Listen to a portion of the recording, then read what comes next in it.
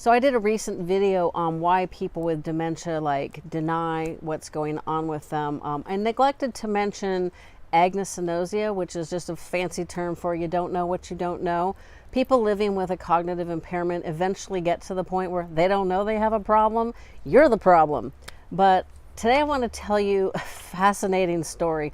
I thought my mom's denialism was pretty epic until I talked to Erin.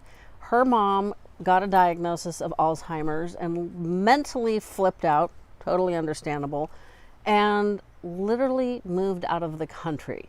Did not tell her daughters, did not tell her friends, ran away from everything she knew, ran away from support. The long story short is she got scammed, she was hoarding, she did everything that made her diagnosis worse, and she robbed herself of the ability to have options as her disease progressed. It took several years for her daughters to figure out what the heck was going on and to make a plan, and they're kind of always behind the eight ball, so to speak, trying to get her to the best place they can get her. And it's kind of a tragic story.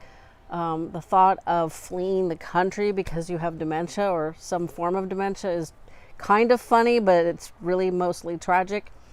And what I want to say is we really need to think about what that feels like, that fear, that embarrassment, that shame, which we shouldn't be having shame, but that is the way things work.